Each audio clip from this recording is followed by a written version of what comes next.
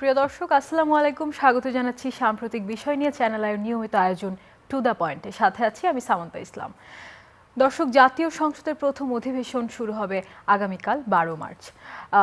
এই অধিবেশন নিয়ে আসলে বিভিন্ন দলের বা জনগণেরও নানান ধরনের মতামত রয়েছে। এছাড়াও প্রধানমন্ত্রী তারেক রহমান ফ্যামিলি কার্ডের উদ্বোধন করেছেন।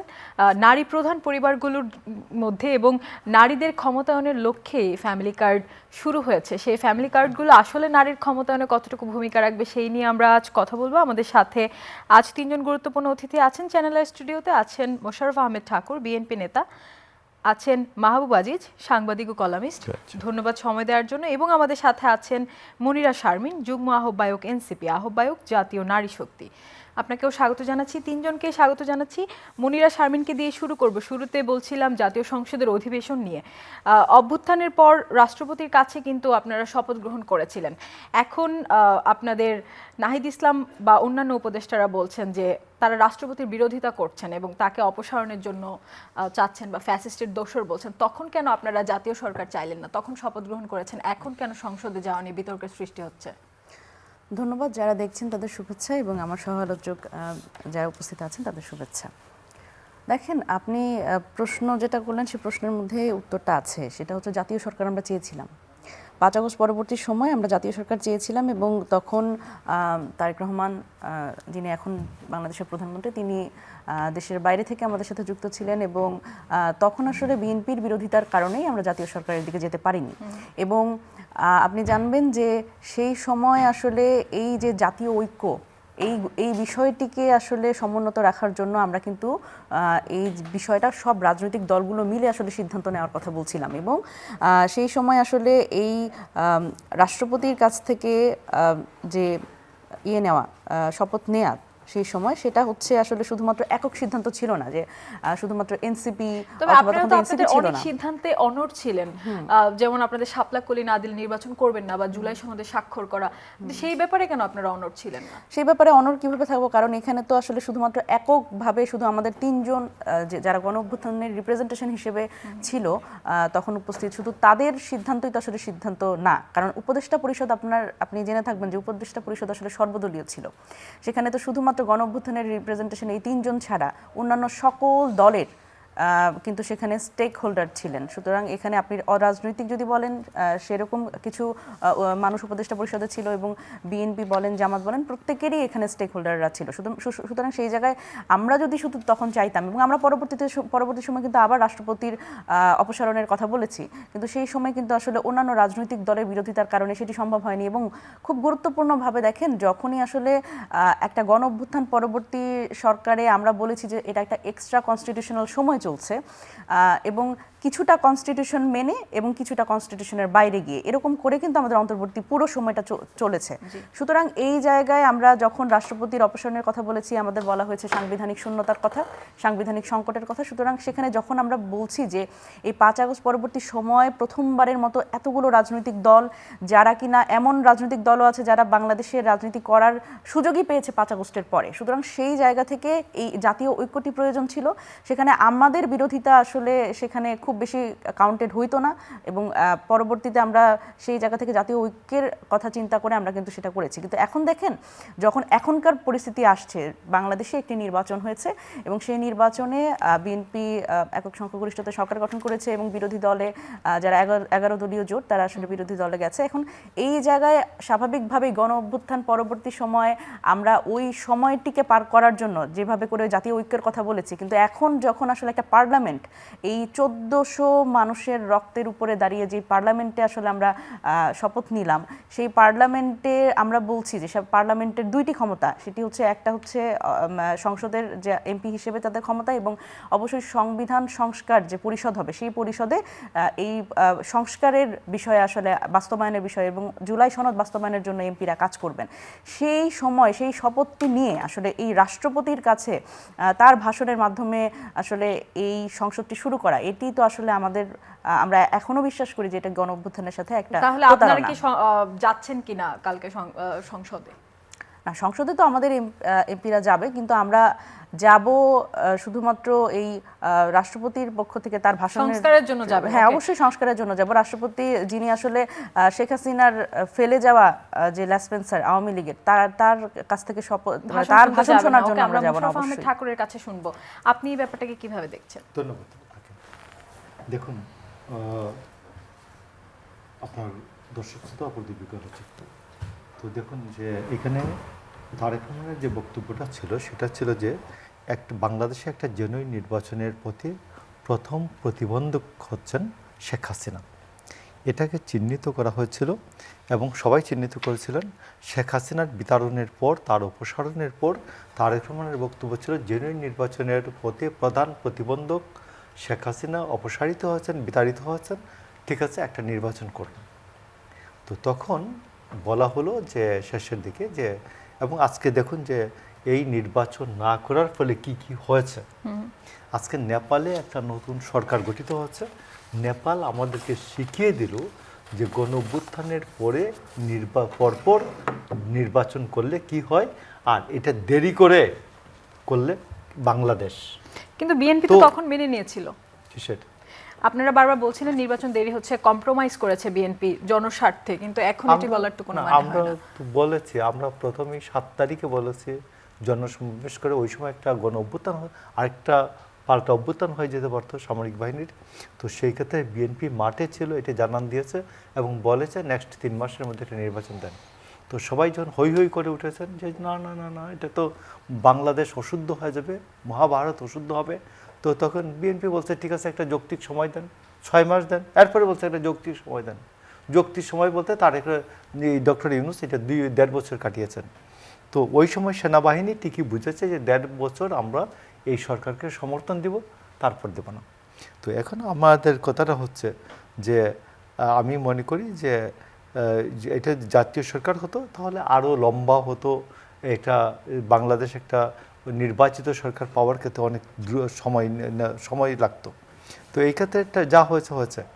এখন যেটা আমি আপনাকে বলছি, পৃথিবীতে কোথাও গণভোটের মাধ্যমে, হানার মাধ্যমে সংবিধান সংস্কার পরিষদ নির্বাচনের কোনো ব্যবস্থা নাই। এমনকি 1970 সালে যে সংবিধান সংস্কার পরিষদ কী বলে মেম্বার অফ লেজিসলেটিভ অ্যাসেম্বলি তৈরি হয়েছে, এমএলএ তৈরি হয়েছে নির্বাচনের মাধ্যমে, দলীয় নির্বাচনের মাধ্যমে। কোন দলের কতজন এমএলএ নির্বাচিত হয়, মেম্বার অফ লেজিসলেটিভ অ্যাসেম্বলি যাই বলেন, মেম্বার অফ লেজিসলেটিভ কাউন্সিল, এইরকম যা হয়।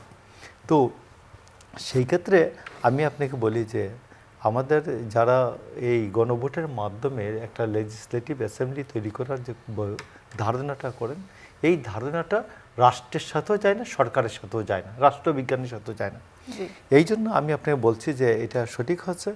এবং আপনাকে বলছি যে এই যে রাষ্ট্রপতিকে অপসারণ এবং গ্রেফতারের যে দাবি জানাচ্ছে, এটাকে কিভাবে দেখছেন? অত্যন্ত স্ববিরোধী, অত্যন্ত স্ববিরোধী। কেন আমি আপনাকে বলছি যে এই রাষ্ট্রপতি যদি ওই সময় হাসিনার সাথে পালিয়ে যেতেন, হাসিনা টু বাইতুল মোকাররমে ইমাম পর্যন্ত পালিয়েছেন, রাষ্ট্রপতি পালিয়ে গেলে ক্যালকাটায় একটা প্রবাসী সরকার সুন্দরভাবে চালাইতে পারত আওয়ামী লীগ।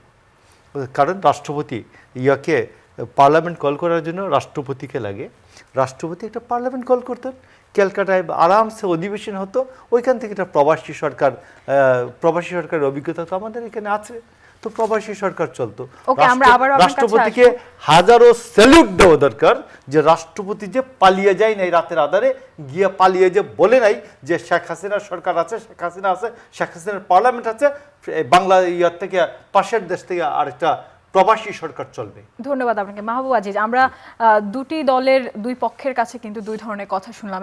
এক দল শপথ গ্রহণ করেছে তখন রাষ্ট্রপতির কাছ থেকে, তখন তারা জাতীয় সরকার চায়নি, তারা কম্প্রোমাইজ করেছে তখন। এবং বিএনপির কাছ থেকে আমরা সেম আরেকটি কথা শুনতে পেলাম যে তারা কিন্তু গণভোটের আগে হ্যাঁ ভোট চেয়েছিল, কিন্তু এখন আসলে সেটি নিয়ে নানান বিতর্কে তৈরি হচ্ছে। আপনি কি বলবেন?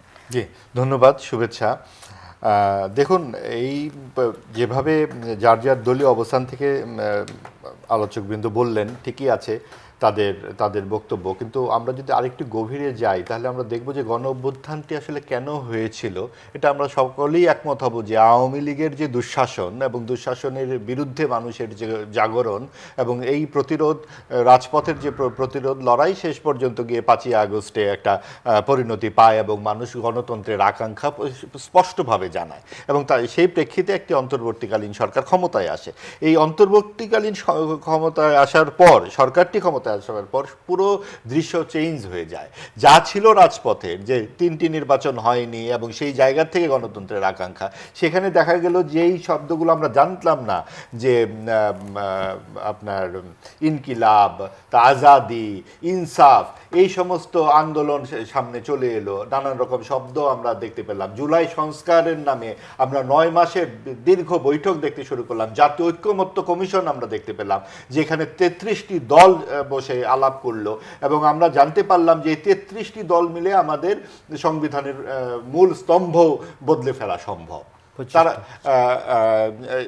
33টি দলই অংশ করলেন নিয়েছিল। 25টা। হ্যাঁ, জুলাই সন স্বাক্ষর করেছেন 25 করেছে, কিন্তু আলোচনায় অংশ নিয়েছে 33টি দল এবং সেখানে মতবিরোধ যাই হোক না কেন, তারা ধর্মনিরপেক্ষতা ও সমাজতন্ত্র ফেলে দেবার সিদ্ধান্ত নিয়ে নেন। তাতে কিন্তু বোঝা যায় যে ইতিহাসের উল্টো দিকে যাত্রার একটা চেষ্টা অন্তর্বর্তীকালীন সরকারের নেতৃত্বে হয় এবং আপনি সেখানে নানান রকম যে ঘটনাগুলো ঘটে আপনারা সকলেই সেখানে জানেন, যে নোট অফ ডিসেন্ট ইত্যাদি নিয়ে জাতিসংঘে কী ধরনের প্রতারণা করা হয়েছে। কাজেই এই সরকার, অন্তর্বর্তী সরকার, একটি সাম্প্রদায়িক শক্তিকে আওয়ামী লীগের অনুপস্থিতি একদম সুনিশ্চিত করে একটি নির্বাচনের ব্যবস্থা করে এবং সেই নির্বাচনের প্রধান বিরোধী দল হিসেবে জামায়াতে ইসলামীকে তারা প্রতিষ্ঠিত করে। এবং এই জায়গাতে আমরা বুঝতে পারি যে এই সরকার, উপাচার্য থেকে শুরু করে প্রশাসনের সব জায়গায় সরকারের প্রশ্রয়ে সাম্প্রদায়িক শক্তি এবং নানান রকম ডানপন্থার এক ধরনের বিকাশের বিষয়টা সামনে চলে আসে। তো যেই সংসদ বসতে যাচ্ছে আগামীকালকে, আমরা কিন্তু দেখব যে গত 80 বছরে যা হয়নি এই পুরো ভারতীয় উপমহাদেশে, যে একটি সাম্প্রদায়িক দল প্রধান বিরোধী দলের আসনে বসতে যাচ্ছে, যা বাংলাদেশের যে মৌল চেতনা, আমাদের যে মুক্তিযুদ্ধ চেতনা, সেটার সাথেই কিন্তু সাংঘর্ষিক। এখন যে বিএনপির পক্ষে অনেক অভিযোগ আসছে যে তারা আওয়ামী লীগকে পুনর্বাসন করতে চাচ্ছে, বা আওয়ামী লীগের অনেকেই কিন্তু আমরা এখন দেখতে পাচ্ছি আস্তে আস্তে বের হয়ে আসছে, এটিকে আপনি কিভাবে দেখছেন? আসলে আমি ওই জায়গাটুকু একটু শেষ করে নিই, যে এটা আমরা দেখতে পাচ্ছি এবং এটা আমরা সরকারের অন্তত 4 জন উপদেষ্টা তাদের বক্তব্যে আমরা দেখেছি যে কি করে সরকারের মধ্যে 2-3টি গ্রুপ তৈরি হয়েছিল এবং সেখানে তারা ডানপন্থার বিকাশের ক্ষেত্রে আমরা ছায়ানট উদীচি থেকে শুরু করে গণমাধ্যমে হামলা, 32 নম্বরে হামলা ইত্যাদি সব জায়গা থেকে আমরা এটা মিলাতে পারি। আর বিএনপি যেই কাজটি করেছে, অন্তত নির্বাচনের আগে, 12ই ফেব্রুয়ারি নির্বাচনের 3 সপ্তাহ আগে বিএনপির প্রধান থেকে শুরু করে গুরুত্বপূর্ণ সকলেই মুক্তিযুদ্ধের পক্ষে, বিশেষ করে বিএনপির প্রধান যেভাবে বলেছেন যে বিশ্বাসী, অবিশ্বাসী, সংশয়ী, এই সকলের সমান মর্যাদা আছে, এটা কিন্তু আমরা কোনো দলীয় প্রধানের কাছ থেকে গত 50 বছরে আমরা শুনি নাই। তিনি পরিষ্কারভাবে এই অবস্থানটি, একটি ধর্মনিরপেক্ষ অবস্থান তিনি প্রকাশ করেছেন। তিনি সাম্প্রদায়িক রাজনীতির বিরুদ্ধে তাদের অবস্থান প্রকাশ করেছেন। মুক্তিযুদ্ধের ইতিহাস ঐতিহ্যের ব্যাপারে দলীয় অবস্থান সুচিহ্নিত করেছেন। কিন্তু আমরা প্রত্যাশা করব যে এই সংসদ বসতে যাচ্ছে, এই কথাগুলো যেন শুধু রাজনৈতিক বুলি না হয়ে থাকে, এটা ভোটের জন্য যেন বলা না হয়ে থাকে। এটাই আমাদের বোঝা যাবে আগামী সংসদে, যে যেই ধর্মভিত্তিক রাজনীতি আগ্রাসী রূপ নিয়ে হাজির হয়েছে, নারীদের কর্মঘণ্টা থেকে শুরু করে দলীয় প্রধান নারী হওয়া যাবে না এবং ইত্যাদি নানান কিছু, যে 5% কথা বলা, জুলাই সনদ নিয়ে এত কথা বলা হচ্ছে, আমাদের তরুণ বন্ধুরা এনসিপির পক্ষ থেকে খুব স্বাভাবিকভাবে ইতিবাচক তাদের ভূমিকা রাজনীতিতে, তারা জুলাই সনদের পক্ষে খুব সোচ্চার কথা বলছেন, কিন্তু তাদেরই সহযোগীরা যখন একজনও নারী প্রার্থীকে মনোনয়ন দিচ্ছেন না, এই নিয়ে তারা কিন্তু কথা বলছেন না। এবং শুধু তারা কেন, জামাত কেন, কোনো দলই আসলে শতকরা 5% যেই মনোনয়ন দেবার কথা, কোনো দলই সেই জুলাই সনদের সেই কথাটা কিন্তু রাখেনি। একটি কথা না রেখে যখন তারা সামনের দিকে এগোচ্ছে, তাহলে জুলাই সনদের অন্যান্য বিষয়গুলো নিয়ে এত যে তর্ক বিতর্ক, যেটা আমরা শুনলাম গতকালকে স্বরাষ্ট্রমন্ত্রী বলছেন যে আমরা চলুন সংসদে ঢুকে যাই, সংসদেই তর্ক বিতর্ক হোক, সেখানে যা কিছু সংবিধানের আওতায় আসুক। তিনি চমৎকারভাবে বর্ণনা করেছেন যে ৭১-এর মুক্তিযুদ্ধে আগে পরের সরকার কিভাবে হয়েছে, কি করে বঙ্গবন্ধু শেখ মুজিবুর রহমান দায়িত্বটা নিলেন, খুব চমৎকার উদাহরণ তিনি দিয়েছেন। সত্যিকার অর্থেই আমাদের সংবিধানের আওতায় থাকতে হবে এবং সংবিধান যে সার্বভৌম জাতীয় সংসদকে কয়েকজন উচ্চাভিলাষী মানুষ তাদের ইচ্ছার এক ধরনের রং চড়িয়ে দেবেন এবং বলবেন যে তাদেরকে এই করতে হবে, ওই করতে হবে, এতদিনের মধ্যে এই করতে হবে, এটা কি তুগলকি শাসন নাকি? এই তুগলকি শাসন যে চলবে না সেটা আমরা ইতিমধ্যেই বুঝেছি। এবং আগামীকালকে যে বিষয়টি হচ্ছে রাষ্ট্রপতির ভাষণ, রাষ্ট্রপতি আসলে একজন প্রতিষ্ঠান এবং সেই প্রতিষ্ঠানের যে বক্তব্য যে রাষ্ট্রপতি দেবেন তারপরে যে এই সমস্ত আলোচনা হবে, আমাদের এই বিষয়গুলোকে অবশ্যই সম্মান এবং শ্রদ্ধা করে আমাদের এগুতে হবে। কারণ সকলেই এই রাষ্ট্রপতির কাছেই কিন্তু শপথ নিয়েছেন। তো শপথ নিতে আপনাদের তখন মনে হলো না যে আওয়ামী লীগের উনি উত্তরসূরি, আর তারপরে শপথ নেবার পরে উনি তাকে তার ডাকনাম ধরে ইচ্ছে মতো গালিগালাজ করা হচ্ছে। জি, ধন্যবাদ মাহবুব আজিজ। মনিরা শারমিনের কাছে যাব। আসলেই কি আপনারা এমন কিছু চাচ্ছেন কিনা যেটা অন্যায্য? এবং দ্বিতীয় প্রশ্ন আপনার কাছে যদি করতে চাই সংরক্ষিত নারী আসন নিয়ে, আমরা তো জানি যে বর্তমান আইন অনুযায়ী প্রত্যেকটি রাজনৈতিক দল থেকে 6টি সাধারণ আসনের বিপরীতে একটি সংরক্ষিত আসন থাকে। জামায়াতে ইসলামী সেখানে একজন নারীকেও মনোনয়ন দেয়নি। সংরক্ষিত আসনের ক্ষেত্রে তাহলে জামায়াতে ইসলামী কি করবে? আচ্ছা, আপনার প্রথম প্রশ্নটার উত্তর দিই। দেখেন, এই যে অন্যায্য বলেন না যে আমরা আসলে অন্যায্য কিছু চাচ্ছি কিনা, দেখেন আমরা যেটা দেখলাম সেটা হচ্ছে যে এই রাষ্ট্রপতি জুপ্পু তিনি আসলে একটা খাঁচার পাখি হয়েছিলেন এতদিন অন্তর্বর্তীকালীন সরকারের সময়। এই প্রধানমন্ত্রী তারেক রহমান এসে সেই খাঁচার পাখিকে উন্মুক্ত করে দিলেন এবং সাথে নিয়ে হাঁটা শুরু করলেন আর কি। তো এর মাধ্যমে আসলে তিনি আসলে কতটা গণতন্ত্রের চর্চা করছেন তার থেকে গুরুত্বপূর্ণ প্রশ্ন হচ্ছে যে তিনি আসলে এই আওয়ামী লীগের ফেলে যাওয়া যে ল্যাসপেন্সার তাকে আসলে কতটা আসলে এখানে এম্পাওয়ার্ড করছেন। দেখেন, যিনি আসলে এটা তো আসলে ভুলে যাবার কথা না, তারেক রহমানের এখানে তো একটা বিষয় কিন্তু খুব গুরুত্বপূর্ণ, সেটা হচ্ছে যে একজন রাষ্ট্রপতি তিনি তো প্রথমত তার একটা সাক্ষাৎকারের মাধ্যমে তিনি তো রাষ্ট্রপতি মানে তার শর্ত তো ভঙ্গ করেছেন, নৈতিকভাবে তো তিনি আসলে রাষ্ট্রপতি এখন থাকতে পারেন না। এবং আরও গুরুত্বপূর্ণ ব্যাপার, যিনি গণ অভ্যুত্থানকে তো উনি সমর্থন করেন না। উনি ওনার বক্তব্যে, ওনার আলোচনায়, ওনার সাক্ষাৎকারের মাধ্যমে কিন্তু উনি বলেছেন যে মানে উনি আসলে আমরা কিন্তু ওনার বক্তব্যে দেখতে পেয়েছি যে অন্তর্বর্তীকালীন সরকারের সময় উনি কিন্তু একটু কোণঠাসা হয়েছিলেন, কিন্তু এখন কিন্তু উনি আসলে প্রচণ্ড রকম তোল মর্দন করছেন আমাদের বিএনপির প্রতি, এবং তিনি বিএনপির প্রতি ইতিবাচক। এবং উনি এটাও বলেছেন যে বিএনপি যদি চায় তাহলে উনি রাষ্ট্রপতি থাকবেন। তার মানে ওনার মোটামুটি খায়াসটা কিন্তু উচ্চ পর্যায়ের। হ্যাঁ, এবং ওনার কথায় দেখবেন যে কিছুদিন আগে উনি জয় বাংলা জয় বঙ্গবন্ধু বলে উনি বক্তব্য শেষ করেছেন, এখন আবার বাংলাদেশ জিন্দাবাদ বলছেন। সুতরাং ওনার মতো লোকজন কিন্তু আমরা এই মানে ঋতু পরিবর্তনের মতো যে ওনারা যে পরিবর্তন হতে পারেন এটা কিন্তু আমাদের জানা। কিন্তু এটাকে তো আমরা আরেকভাবেও দেখতে পারি যে উনি কোনো নির্দিষ্ট দলে যাচ্ছে না, দেশ যেদিকে যাচ্ছে তিনি সেদিকে যাচ্ছেন। হ্যাঁ, উনি তো তারেক রহমানকে খাম্বাও বলেছেন, এটাও তো আমরা দেখেছি। উনি জিয়াউর রহমানকে, আমি যদি বলি যে বিএনপির যদি আসলে নির্বুদ্ধিতার পরিচয় না দিয়ে ওনারা যদি আসলে সত্যিকার অর্থে ওনারা যদি আসলে ওনাদের দলের পক্ষে থাকতেন, উনি এই রাষ্ট্রপতির এই কথা ওনাদের ভুলবার কথা না। রাষ্ট্রপতি বলেছেন যে জিয়াউর রহমান তিনি হচ্ছে স্বৈরশাসক।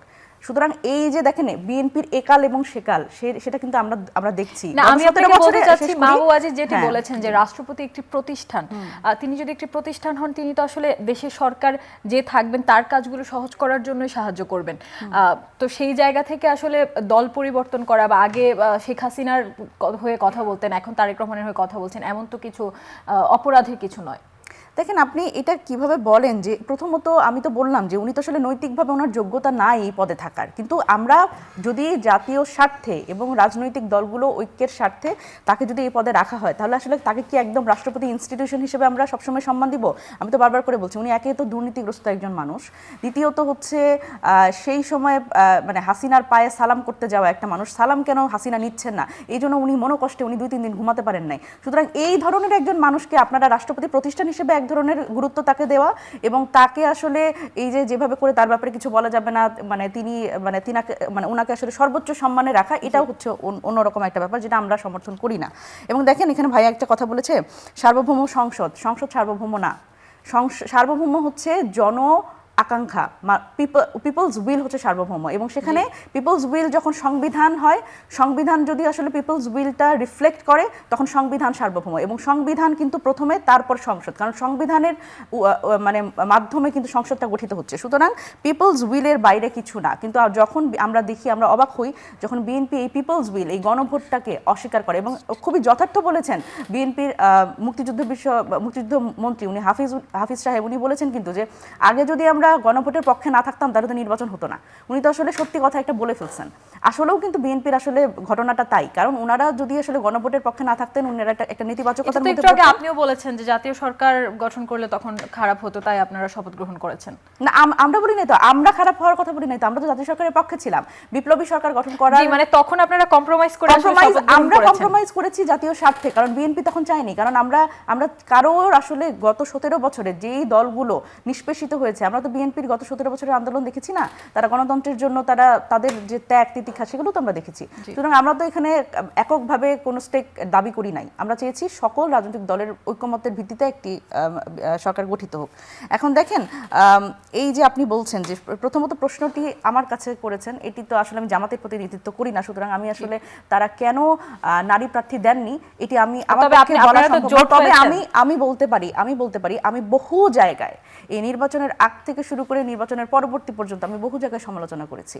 দেখেন, জামায়াতের সাথে আমাদের হচ্ছে আদর্শিক কোনো জোট না, জামায়াতের সাথে আমাদের নির্বাচন কেন্দ্রিক একটা সমঝোতা ছিল, এবং সেই 11 দলীয় জোটের পক্ষ থেকে আমরা যখন আসলে এনসিপির যেই কাজগুলো করার কথা আমরা সেই কাজগুলো করেছি। কিন্তু দেখেন, আমি ব্যক্তিগতভাবে অনেক জায়গায় আমি এটা সমালোচনা করেছি যে একটা দল আসলে এই বাংলাদেশের 51% জনসংখ্যা যে নারীরা, তাদের বাদ দিয়ে আসলে কিভাবে করে আসলে সরকার গঠন এবং তারা রাষ্ট্র পরিচালনার স্বপ্ন দেখে বা চিন্তা করে, এটি কিন্তু খুবই দুরূহ ব্যাপার। দেখেন, অথচ দেখেন তারা এখন, আপনাকে একটা খুব মজার কথা বলি, সেটা হচ্ছে ঐকমত্য কমিশনে যেদিন নারীদের এনসিপির পক্ষ থেকে বলা হয়েছিল, আমরা বলেছিলাম যে 100 আসনে সরাসরি নারী নির্বাচনের মাধ্যমে সংসদে যাতে যেতে পারে সেই প্রস্তাবটা আমরা রেখেছিলাম। সেদিন খুবই গুরুত্বপূর্ণভাবে এই যে দেখেন, আমরা এটা অ্যাজ এক্সপেক্টেড যে আমাদের পক্ষ থেকে নারীর ব্যাপারে এইটার ব্যাপারে তারা একমত হবেন না, কিন্তু সেদিন কিন্তু বিএনপির পক্ষ থেকেও এইটার বিষয়ে তারা ঐকমত্যে ছিলেন যে না, এটা আসলে বাংলাদেশের এই বাস্তবতায় সম্ভব না। সেই একদিন ঐকমত্য কমিশনে একদিন বিএনপি এবং জামাতের ঐকমত্য হয়েছে, যখন কিনা আলোচনা হয়েছে যে নারী 100 আসনে সরাসরি নির্বাচন, এখানে হচ্ছে কেউই রাজি না, শুধু এনসিপি রাজি ছিল। এবং পরবর্তীতে সেটা আমরা বলেছিলাম আমাদের পক্ষ থেকে অন্তত মনোনয়ন আপনারা 15% দেন, কিন্তু সেখানে বিএনপি এবং জামাত তাদের কিন্তু ঐক্য ছিল, তারা দিবেন না। তারা কি করলো, শেষ পর্যন্ত সেটি 5% এসে ঠেকলো, এবং কোনো রাজনৈতিক দলই কিন্তু সেটি 5% দিল না। ধন্যবাদ আপনাকে মোশাররফ আহমেদ ঠাকুর। আমরা রাষ্ট্রপতির ব্যাপারটি নিয়ে শুনবো, সেই সাথে শুনবো এই যে ফ্যামিলি কার্ডটি দেওয়া হচ্ছে নারী প্রধান পরিবারের জন্য, আপনাদের তো ইচ্ছাই আসলে নারীদের ক্ষমতায়ন, তাহলে আপনারা টাকা দিয়েই কি শুধু নারীদের ক্ষমতায়ন সম্ভব করতে পারবেন, যেখানে আপনারা 5% নমিনেশন দেননি, নারী প্রার্থী নেই আপনাদের তেমন? আমি আপনাকে বলি যে বিএনপি 3.66% শর্ত তো পূরণ করেনি, 3.66% মনোনয়ন দিয়েছে, আর এনসিপি যারা 0% দিয়েছে, 0 দিয়েছে,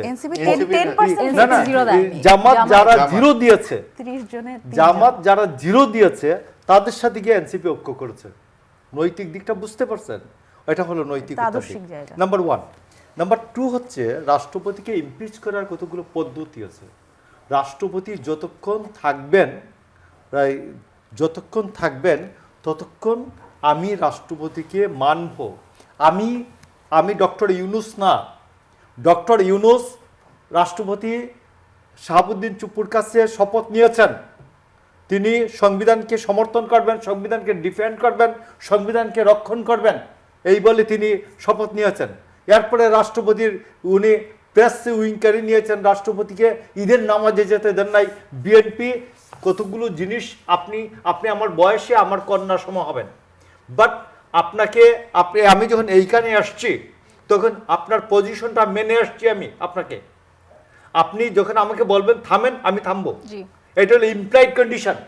তো রাষ্ট্রপতির কাছে আমি যখন শপথ নেই তখন এটা ইটস এ ইমপ্লাইড কন্ডিশন, আমি রাষ্ট্রপতিকে অনার করব।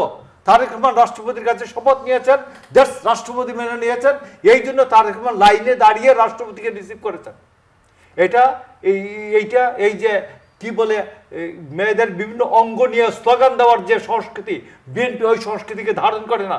বিএনপি ওই সংস্কৃতিকে ধারণ করে না যে নারী কমিশনকে বেশ্যা বলে বক্তৃতা করবে, আর সেইখানে এনসিপি দাঁড়িয়ে থাকবে, বিএনপি দাঁড়িয়ে থাকবে। বিএনপি ওইখানে যায় নাই। তো এই জন্য আমি আপনাকে বলছি যে রাষ্ট্রপতিকে যদি আমি ইমপিচও করতে যাই, তাহলে আমাকে পার্লামেন্টে আলোচনা করতে হবে, পার্লামেন্টে 2/3 মেজরিটি লাগবে, দিয়া রাষ্ট্রপতি ইমপিচ করতে হবে। অ্যানাদার কোয়েশ্চেন ইজ দিয়ার যে কনস্টিটিউশনাল সুপ্রিমেসিতে কিভাবে কাজ করে, মানে সাংবিধানিক প্রাধান্য কিভাবে কাজ করে। সাংবিধানিক প্রাধান্য কাজ করে যে সংবিধানের কতগুলো জায়গায় এই পার্লামেন্ট হাত দিবেন না, এইটার নাম হলো সাংবিধানিক প্রাধান্য। এবং সেইখানে সাংবিধানিক প্রাধান্যে জনগণ তার প্রতিনিধি নির্বাচন করে, প্রতিনিধিরা তার পক্ষে, জনগণের পক্ষে আইন প্রণয়ন করেন, এবং 142 অনুচ্ছেদ অনুযায়ী 2/3 মেজরিটি হলে তিনি সংবিধান পরিবর্তন করেন, এবং জনগণের কাছে আবার বলেন যে মেজর যদি কোনো সিদ্ধান্ত হয় তাহলে জনগণকে বলেন আবার যে আপনারা বিবেচনা করুন, আমরা এই সিদ্ধান্তটা নিয়েছি। দ্যাট ইজ কল্ড গণভোট। গণভোটের মাধ্যমে আইন প্রণয়ন করা যায় না, আইন প্রণয়ন করে গণভোটের দিয়ে জনগণের কাছে যেতে হয়। রিফেরি থেকে রেফারেন্ডাম আসছে। আপনি আসুন, তো এইগুলি আমিকে রাষ্ট্র এবং সংবিধানকে বুঝতে হয়, এইটাকে শুধুমাত্র ইমোশন দিয়ে বললে হয় না। এই কারণে আমাদের স্বল্প দূরত্ব হচ্ছে এনসিপি বা আমার ভাই বোনদের সাথে, বিপ্লবী ভাই বোনদের সাথে। জাস্ট আমি আবেগকে বিবেকে পরিণত করে আমি কাজটা করি, আমি তার সাথে একমত, আমার তো মতের ভিন্নতা নাই। কিন্তু এখন আসুন, আপনি যেটা বলেছেন যে কি বলে ফ্যামিলি কার্ডে আমি আপনাকে বলি যে আপনি নিশ্চয়ই, আমার দর্শক শ্রোতা মনে আছে 1991 সালে যখন বেগম খালেদা জিয়া ক্ষমতায় আসলেন, তখন মাত্র 60,000 কোটি টাকা ছিল জাতীয় বাজেট। 60,000 কোটি টাকা জাতীয় বাজেট, তার মধ্যে তিনি বললেন 5,000 কোটি টাকা কৃষি ঋণ। 5,000 টাকা কৃষি ঋণ যারা নিয়েছেন, যেসব প্রান্তিক কৃষক, তাদের এই ঋণটা মৌকুফ। এইটা করতে গিয়ে 20,000 কোটি টাকা রাষ্ট্র ভর্তুকি দিয়েছে। এতে ফলাফল খারাপ হয় নাই, রাষ্ট্রের যে কিছু টাকা প্রান্তিক জনগোষ্ঠীর কাছে পৌঁছে গেছে। এইবার তারেক রহমান বলেছেন, তার মায়ের পদাঙ্ক অনুসরণ করে তিনি বলেছেন যে 10,000 টাকা পর্যন্ত কৃষি ঋণ মৌকুফ, এতে 1.5 লক্ষ কোটি টাকা রাষ্ট্রকে গুনতে হবে। তো সেই ক্ষেত্রে আমি মনে করি যে বাংলাদেশের প্রান্তিক জনগোষ্ঠীর কাছে যে রাষ্ট্রের দায় আছে, রাষ্ট্রের দেনা আছে, দায়িত্ব আছে, এই দায়িত্বটা তিনি পালন করছেন। তো আমি আপনাকে বলি যে এইটা যেন আমার মনে হয় যে তারেক রহমানের এই সিদ্ধান্তে বাংলাদেশের কৃষক সমাজ অনেক উপকৃত হবে। এবং যারা, আমি আপনাকে বলছি যে যারা তাদের উৎপাদন খরচের সাথে, আপনি হাসিনার সময় একটা উৎপাদন খরচ বিবিএস এর উৎপাদন খরচ বলছে 29 টাকা 50 পয়সা হচ্ছে প্রতি কেজি ধানের উৎপাদন খরচ হয়। এবং সেইখানে কৃষকের স্ত্রী কন্যা যারা কাজ করে, এইটা মজুরি ধরা নাই। এবং সরকার ধানের দাম বেঁধে দিল 30 টাকা। সেই 30 টাকা ধান বিক্রি করতে গিয়ে আবার ঘুষ দিতে হচ্ছে। তো এই জন্য আমি আপনাকে বলছি যে এইখানে কৃষকদেরকে ফিডব্যাক করলে বাংলাদেশ বাঁচবে। আমি আজকে বারবার বলছি, কৃষকদেরকে ফিডব্যাক করলে বাংলাদেশ বাঁচবে। তেমনি বাংলাদেশের জনগণের, প্রান্তিক জনগণের যে নারী গোষ্ঠী আছে, যারা একেবারে অতি দরিদ্র, হতদরিদ্র, ভাগ্যবঞ্চিত, এদেরকে ফিডব্যাক করলে বাংলাদেশ এগিয়ে যাবে, পিছিয়ে যাবে না। বাংলাদেশ সব দিক থেকে এগিয়ে যাবে। জি, অনেক ধন্যবাদ। মাহবুব আজিজের কাছে যাব।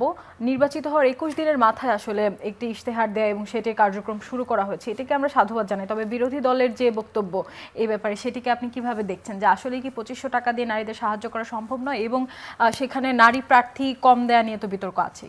জি, আমি আসবো এই জায়গাটায়। তার আগে তরুণ বন্ধুর একটি কথা আমার খুব ভালো লেগেছে। তিনি বললেন যে আমাদের বুঝতে খুবই দুরূহ মনে হচ্ছে যে নারী ইস্যু নিয়ে জামাত কিভাবে এই কাজটি করছে। আসলে এটা দুরূহের কিছু না। সাম্প্রদায়িক রাজনীতি বা ধর্মভিত্তিক রাজনীতির এই প্রবণতাটাই এরকম, যে যেই দেশের মানুষ 90 থেকে 92% একটি বিশেষ ধর্মের প্রাধান্য, সেই সেই ধর্মকে আরও বেশি সুগঠিত করবার জন্য, আরও বেশি সমাজ সম্পৃক্ত করবার জন্য যদি রাজনীতি করা হয়, তাহলে তো এটা একটা ফ্যাসিবাদী পরিস্থিতি তৈরি করবে। তো যেই তৈরি হবার আশঙ্কা, সেই জায়গা থেকেই কিন্তু এই বিষয়গুলো আমরা দেখতে পাচ্ছি। আরেকটা কথা তিনি বলেছেন যে গণ অভ্যুত্থানকে যেই রাষ্ট্রপতি সমর্থনই করে না, তাকে কি করে তারা সমর্থন করেন। আচ্ছা, গণ অভ্যুত্থানকে কি ডক্টর ইউনূস সমর্থন করেছিলেন? তিনি কোথায় ছিলেন এই অভ্যুত্থানের সময়?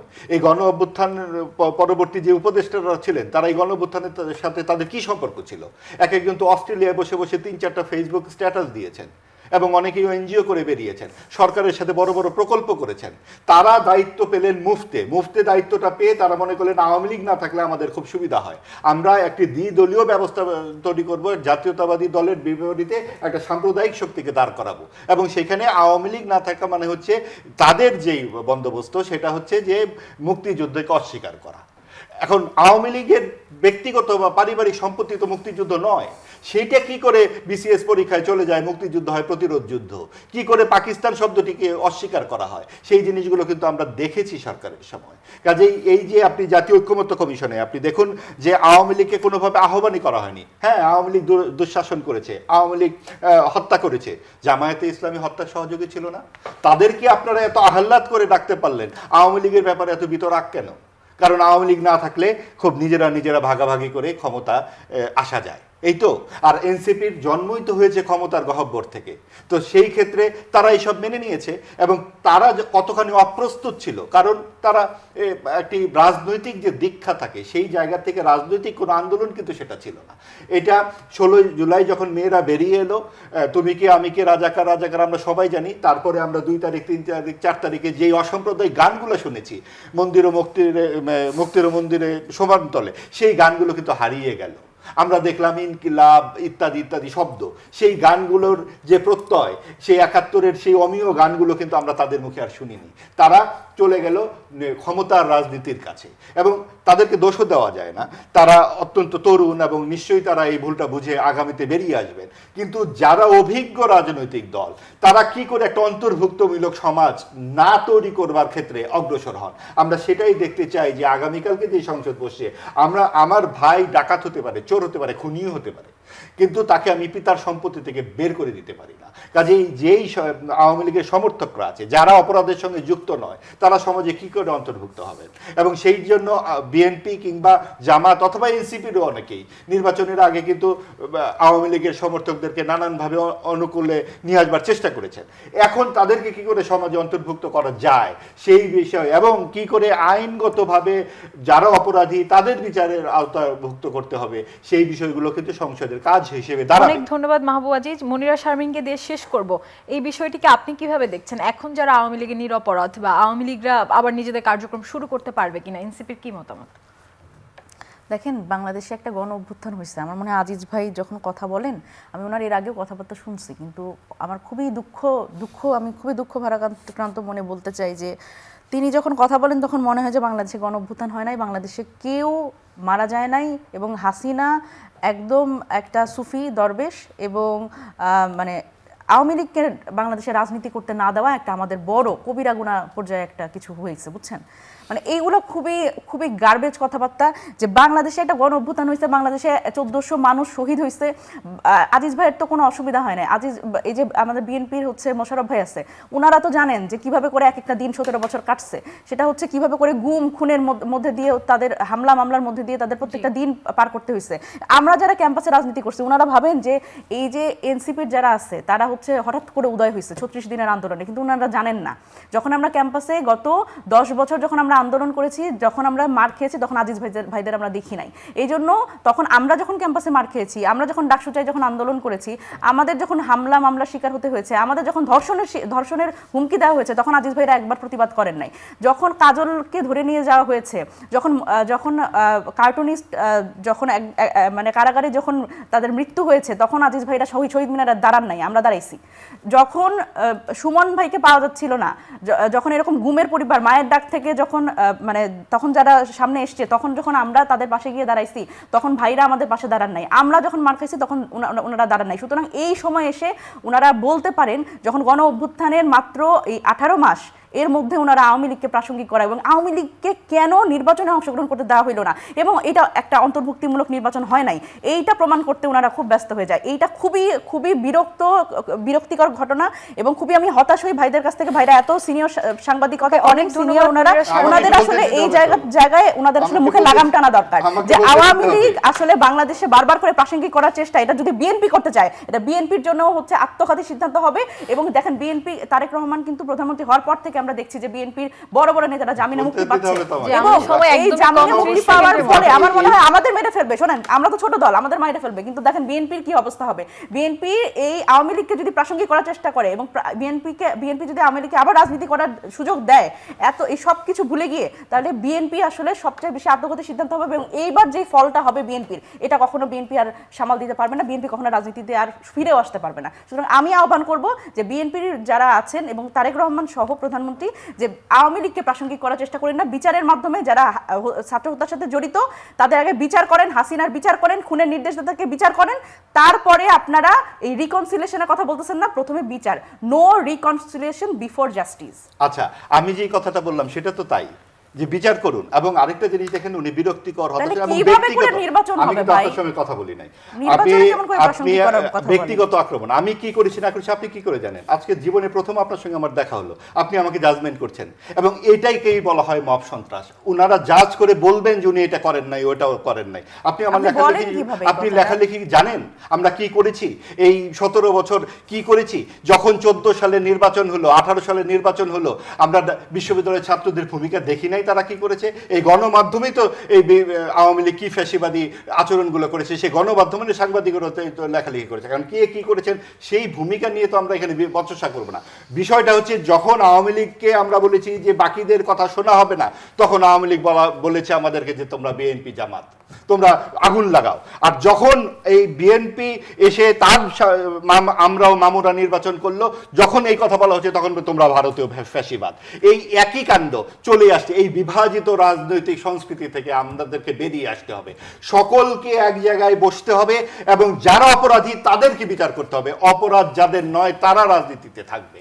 এবং সকল মত পথের, আপনি 1400-1500 আমাদের সামনে হত্যাকাণ্ড ঘটেছে, আমরা কেন এটা অস্বীকার করব? আমরা সেখানে উপস্থিত ছিলাম, আপনারা এই সমস্ত লেখালেখি হয়েছে বলেই জনগণ জেনেছে। আপনারা এই কথা বলে আপনারা এই কয়েকজন মানুষ হঠাৎ করে 36 দিনে এগুলো করেন নাই, এটা 17 বছর ধরেই আমাদেরকে এগুলো করতে হয়েছে। কিন্তু কথা হচ্ছে, এটা হুট করে এই 17 বছর আসেনি। যারা 30 লক্ষ মানুষের বিপরীতে দাঁড়িয়ে 14ই ডিসেম্বরে মানুষের বাড়ি বাড়ি থেকে নিয়েছেন, তাদের সাথে আপনারা একেবারে আহ্লাদে আটখানা হয়ে সরকার গঠন করতে চান। আপনারা প্রধান বিরোধী দলের সঙ্গে, বিএনপি তখন গ্রহীতা ছিল আর জামাত দাতা ছিল, আর তখন তারা ড্রাইভার ছিল, আর আপনারা সেখানে বিলীন হয়ে গেছেন। আপনারা যখন হাত উঁচু করে দাঁড়া হয়ে থাকেন, আপনারা যখন একসাথে কাজ করেন, আমরা সেই জায়গাতে বিএনপি মুক্তিযুদ্ধের পক্ষে কথা বলছে, আওয়ামী লীগ মুক্তিযুদ্ধের পক্ষে কথা বলছে, কথার মাঝখানে ঢুকেন না। এবং আওয়ামী লীগকে সবসময় বলা হয় যে মুজিব হচ্ছে কাল্ট। আপনারা একটাবার 15ই আগস্টের হত্যা নিয়ে কথা বলেছেন? এই রাসেলের হত্যাকাণ্ড নয়, এই বাড়িটাকে যখন ঘুরিয়ে দেওয়া হলো বুলডোজার দিয়ে, সেইটা নিয়ে কোনো কথা বলেছেন? আপনারা তো সেই ঘটনার সাথে জড়িত ছিলেন এই সাম্প্রদায়িকেরা, কারণ আপনারা আমাদের ওই ইতিহাস, ঐতিহ্য, দর্শন সবকিছু মুছে ফেলতে চান। আপনারা যে ইনকিলাব জিন্দাবাদ বলেন, কেন বলেন? তখন তো মুক্তির মুক্তিতে গান গিয়েছে, তখন তো এখন আমরা গান শুনি, এখন আমরা ইনকিলাব জিন্দাবাদ। এবং আগামীকাল থেকে আমরা দেখব যে ইনকিলাব জিন্দাবাদের রাজনীতি কত দূর যায়। অনেক অনেক ধন্যবাদ তিনজনকে। প্রিয় দর্শক, যারা ইউসিবি টু দ্য পয়েন্টের আয়োজনে এতক্ষণ আমাদের সাথে ছিলেন, আপনাদেরকেও ধন্যবাদ জানাচ্ছি। এবং আমরা আসলে সকলের অবদানই স্বীকার করতে চাই। আমাদের 24-এ যে গণ অভ্যুত্থান ছিল, সেখানে যারা যারা অংশগ্রহণ করেছেন এবং যারা আসলে গত 17 বছর ধরে অবদমনের শিকার হয়েছেন, এই সব কিছু স্বীকার করে নিয়ে আসলে আমরা এমন ঝগড়া বা তর্ক বিতর্কের পরিস্থিতি চাই না, বরং আমরা চাই গঠনমূলক সমালোচনা। এবং আগামীকাল সংসদের যে অধিবেশন, সেখানে আমরা সেটাই দেখতে পাবো। এবং আমরা সকলে মিলে, সকল রাজনৈতিক দল মিলে, কোনো রাজনৈতিক দলকে পেছনে ফেলে বা অবদমনের শিকার না করে একটি সুস্থ রাজনীতি করার পরিবেশ বাংলাদেশে তৈরি হবে, সেই প্রত্যাশা ইউসিবি টু দ্য পয়েন্টের আয়োজন থেকে বিদায় নিচ্ছি।